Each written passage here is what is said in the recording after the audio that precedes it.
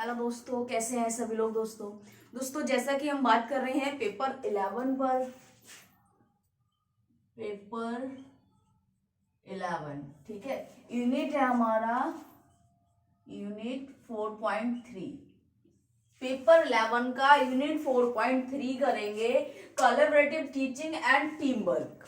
ठीक है, यानी कि सहयोगात्मक शिक्षण और टीम वर्क। टीम वर्क का हम कह सकते हैं एक समूह या उसका कार्य है। ठीक है दोस्तों, तो दोस्तों collaborative teaching and team work. देखिए दोस्तों, अगर हम कोलैबोरेटिव टीचिंग की बात करते हैं वहां हमारी आ जाती है इंक्लूसिव एजुकेशन, क्योंकि सहयोगात्मक शिक्षण जो है हम इंक्लूसिव एजुकेशन के माध्यम से करते हैं, या हम कह सकते हैं समावेशी शिक्षा के अंतर्गत सहयोगात्मक शिक्षण प्रदान किया जाता है। अब सहयोगात्मक शिक्षण की बात जहां आती है दोस्तों, सहयोगात्मक शिक्षण वहां होता है जहां सामान्य और विशेष आवश्यकता वाले बच्चे होते हैं। ठीक है, यहाँ पर सामान्य से मतलब है सामान्य किस बच्चों के लिए सामान्य शिक्षक होगा और विशेष आवश्यकता वाले बच्चों के लिए विशेष शिक्षक होगा। तो दोनों के सहयोग से एक सहयोगात्मक शिक्षण बनता है, जिसमें विशेष शिक्षा की तकनीकें होंगी, सामान्य शिक्षा की तकनीकें होंगी।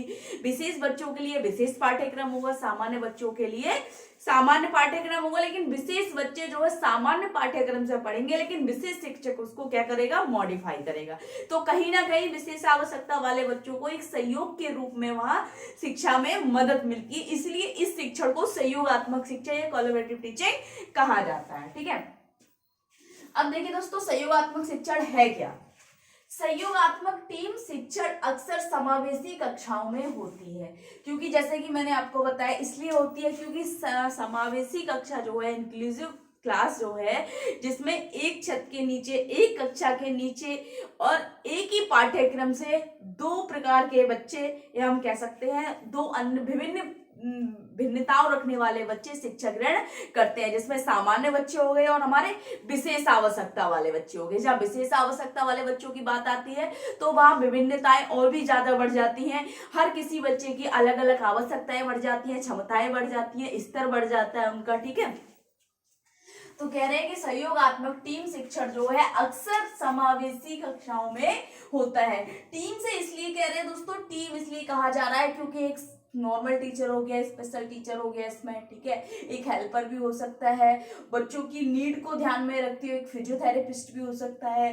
ठीक है, ओटी थेरेपिस्ट भी हो सकता है इसमें। अगर हम बात करें, एक हेल्पर तो रहता ही रहता है। ठीक है, तो दोस्तों इसलिए एक टीम के रूप में वह कार्य करती है। ठीक, फिर कह रहे हैं एक सह शिक्षण कक्षा में सामान्य शिक्षा और विशेष शिक्षा शिक्षक पाठ की योजना बनाने, पढ़ाने, छात्र की प्रगति और निगरानी और कक्षा का प्रबंधन करने के लिए मिलकर काम करता है। यानी कि जो कोलैबोरेटिव टीचिंग है, यानी कि सहयोगी शिक्षण जो है, सहयोगात्मक शिक्षण जो है, किस रूप में कार्य करता है, कक्षा में सामान्य शिक्षा और विशेष शिक्षा, यानी कि नॉर्मल एजुकेशन भी होगी वहां और स्पेशल एजुकेशन। अब स्पेशल एजुकेशन का मतलब ये नहीं है कि सामान्य बच्चे भी विशेष शिक्षा को अपना रहे होंगे। कहीं ना कहीं सामान्य शिक्षा को इस तरीके से मॉडिफाई किया जा रहा है कि वहां पर विशेष आवश्यकता वाले बच्चे भी क्या कर रहे हैं, सामान्य शिक्षा को ग्रहण कर रहे हैं, यानी कि समान पाठ्यक्रम से वो भी उसका लाभ उठा रहे हैं। शिक्षक पाठ की योजना बनाने में, ठीक है, सहयोगी शिक्षण क्या क्या कार्य रहता है उसका, सामान्य शिक्षा और विशेष शिक्षा को पढ़ाने में, शिक्षक पाठ की योजना बनाने में, यानी कि लेसन प्लान बनाने में, पढ़ाने में, टीचिंग करने में, छात्रों की प्रगति की निगरानी यानी कि उनके प्रोग्रेस की मॉनिटरिंग करने में, और कक्षा का प्रबंधन यानी कि क्लासरूम मैनेजमेंट, बच्चों के क्षमता अनुसार, यानी कि जो उनकी दिव्यांगता है उसके अनुसार मैनेजमेंट होगा। उसमें ऑटिस्टिक बच्चे होंगे, फिजियो वाले होंगे, यानी कि सेरेब्रल पॉलिसी वाले बच्चे होंगे, मेंटल रिटार्डेड होंगे। तो उन सब के लिए क्लास का मैनेजमेंट इस तरीके का होगा, जिसमें अगर हम बात करें, अगर सेरेब्रल पॉलिसी वाले हैं, सीपी वाले हैं, उनका मैनेजमेंट इस तरीके से होगा ताकि आराम से व्हीलचेयर आ सके, जा सके, फर्नीचर उनके लेवल का हो। ठीक है, कंफर्ट जोन में होना चाहिए। ठीक है, अगर हम बात करें वहां लो विजन के हैं तो इस तरीके से क्लास मॉडिफाई हो कि वो बोर्ड का या अच्छे से समझ लें, किसी भी प्रिंट को अच्छे से समझ लें। ठीक है, अगर हम बात करें वहां पर लर्निंग डिसेबिलिटी वाले बच्चे होंगे तो रिमेडियल सेशन का भी वहां कुछ ना कुछ मैनेजमेंट होगा। तो इसलिए कह रहे हैं कि सह शिक्षण क्या है, कक्षा प्रबंधन करने में भी अपना मिलकर एक काम करता है। फिर कह रहे हैं यह ऐसा दृष्टिकोण है, यानी कि एक ऐसा दृष्टिकोण है जो सभी छात्रों को समान सामग्री पढ़ाना, उन्हें समान शैक्षिक मानकों पर रखना आसान बनाता है।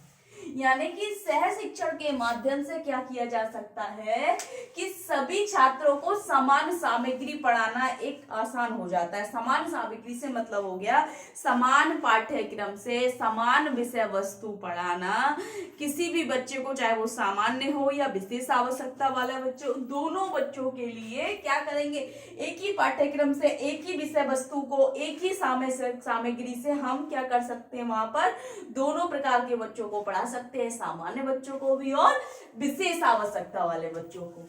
इसमें सीखने और ध्यान देने की समस्या वाले बच्चे शामिल हैं। सीखने का मतलब हो गए यहाँ पर हमारे आईडी वाले, इंटेलेक्चुअल डिसेबल्ड वाले बच्चे हो गए, ठीक है। और ध्यान देने का मतलब विशेष आवश्यकता वाले बच्चे, सभी कैटेगरी इसमें आ गई।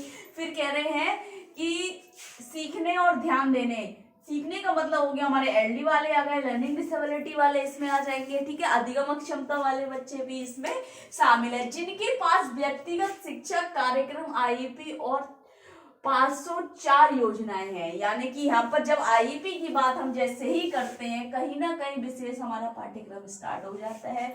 आईईपी यानी कि इंडिविजुअल एजुकेशन प्रोग्राम, व्यक्तिगत शैक्षणिक कार्यक्रम, ठीक है, जिनके आईपी के माध्यम से ही हम विशेष आवश्यकता वाले बच्चों को वहां टीच कर रहे हैं, लेकिन कहीं ना कहीं सामान्य पाठ्यक्रम के माध्यम से, ठीक है ना। अब देखिए सहयोगात्मक शिक्षा टीम वर्क की कक्षा में क्या क्या लाभ हो सकता है। अगर आपका प्रश्न आएगा एग्जाम में पेपर 11 से सेकेंड ईयर वालों का, तो आएगा सहयोगात्मक शिक्षण और टीम वर्क को समझाते हुए उनके लाभों को विस्तार कीजिए। अगर 10 नंबर में आता है तो, लेकिन अक्सर ये सारे टॉपिक जो मैं करा रही हूँ आजकल आपको सारे 5 नंबर में पूछे जाते हैं, और ये टॉपिक इतने इजी होते हैं, अगर एक बार हम पढ़ लें तो हमें ध्यान में रहते हैं, हम भूलते नहीं है। कहीं ना कहीं अगर एक शब्द हमें याद रहता है सहयोगात्मक शिक्षण और दूसरा कर लो समावेशी शिक्षण, तो हमें याद रहेगा समावेशी शिक्षण में, सहयोगात्मक शिक्षण में क्या क्या कार्य होना है, बात खत्म, ठीक है ना। तो दोस्तों ये ऐसे इजीली टॉपिक है कि जो लास्ट ईयर मैं नहीं करा पाई थी, वे टॉपिक सारे क्लियर कराए जा रहे हैं जो आपके एग्जाम के लिए मोस्ट इंपोर्टेंट रहने वाले हैं। चलिए स्टार्ट करते हैं। सहयोगात्मक शिक्षण और टीम वर्क का कक्षाओं में लाभ, यानी कि सहयोगात्मक शिक्षण से कक्षाओं में क्या क्या लाभ हो सकता है या क्या क्या लाभ उनको मिलता है। देखिए एक समावेशी कक्षा में सहयोगी शिक्षण के निम्नलिखित लाभ हैं। कौन कौन से हैं? सबसे पहला कह रहे हैं सह शिक्षित कक्षा में छात्र शिक्षकों के साथ अधिक ध्यान बिता सकते हैं। यानी कि जहाँ इंक्लूसिव क्लास है उसमें क्या करेंगे, कोलैबोरेटिव टीचर्स जो है वहां पर कोलैबोरेटिव हम कह सकते हैं क्लास जो है वहां पर क्या कर रहे हैं, कक्षा में छात्र शिक्षक के साथ अधिक से अधिक टाइम बिता सकते हैं, अधिक व्यक्तिगत ध्यान दे सकते हैं। अगर क्या है एक सहयोगात्मक शिक्षण चल रहा है, देखिए सामान्य बच्चे पर ध्यान कम देने की जरूरत होती है, लेकिन ध्यान तो दिया जाता है। लेकिन जहां हम विशेष आवश्यकता वाले बच्चे की बात करें वहां पर कौन कौन होगा, विशेष शिक्षक होगा, हेल्पर होगा, ठीक है। अगर हम बात करें साइकोलॉजिस्ट भी वहां होगा, तो वहां बहुत सारी विशेष शिक्षक की तकनीकियां लग रही होंगी, और कहीं ना कहीं सामान्य टीचर जो है, सामान्य शिक्षक जो है और सामान्य बच्चा जो है कि इनसे क्या कर रहा है, वो डिस्टर्ब भी नहीं हो रहा है। और इसके लिए क्या हो रहा है कि शिक्षक जो है, चाहे वो सामान्य शिक्षक हो गया, विशेष शिक्षक हो गया, अपने छात्रों को अधिक से अधिक समय दे पा रहे हैं, ठीक है। फिर कह रहे हैं कक्षा में एक से अधिक शिक्षकों के साथ छात्रों को छोटे छोटे समूह या आमने सामने पढ़ाना आसान होता है।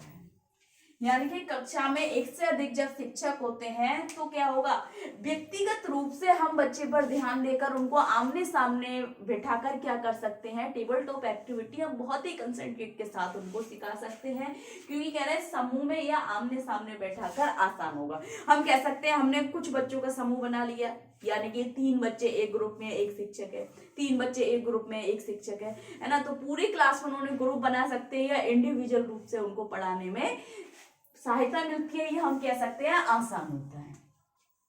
फिर कह रहे हैं छात्रों को 2 शिक्षकों से सीखने का अवसर मिलता है।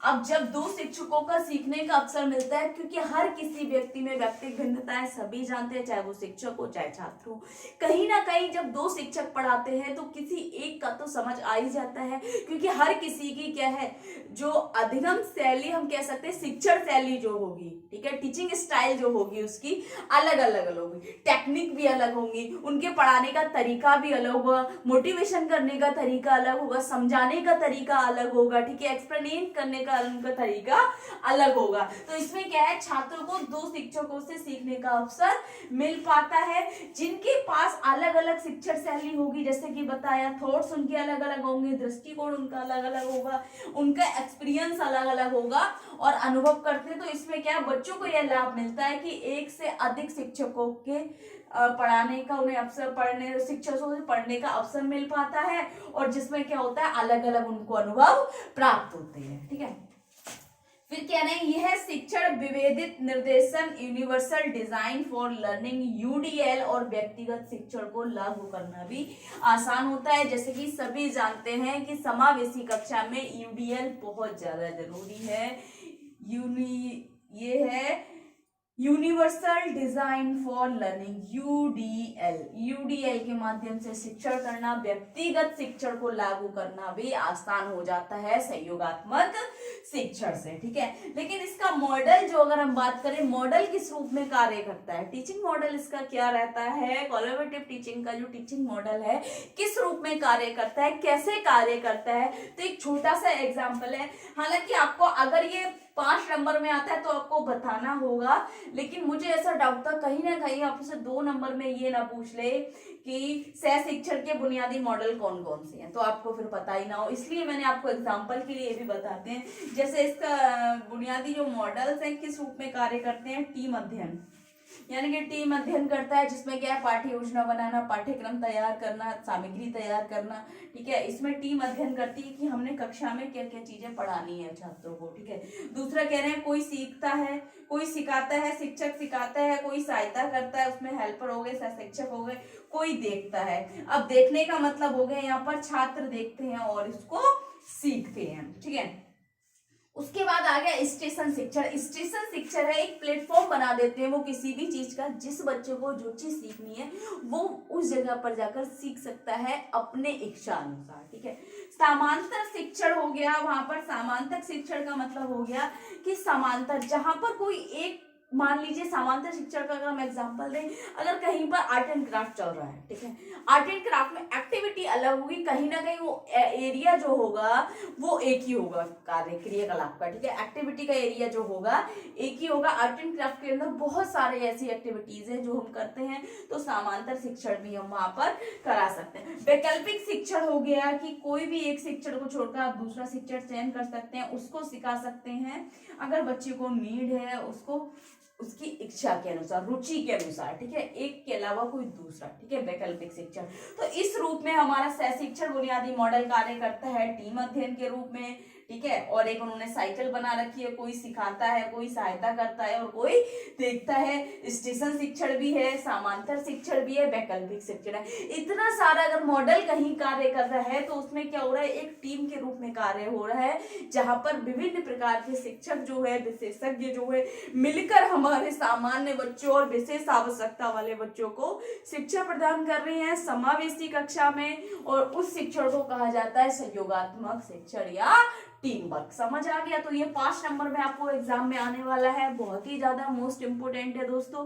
बाकी अगर आपको कुछ समझ नहीं आ रहा है, कुछ डाउट लग रहा है, कुछ पूछना है, तो कमेंट बॉक्स में जाके कमेंट करें, ज्यादा से ज्यादा वीडियो लाइक करें, चैनल को सब्सक्राइब कर दें, बेल आइकन को प्रेस कर दें, ताकि नेक्स्ट आने वाली क्लास आप तक पहुंचती रहे दोस्तों। Thank you so much.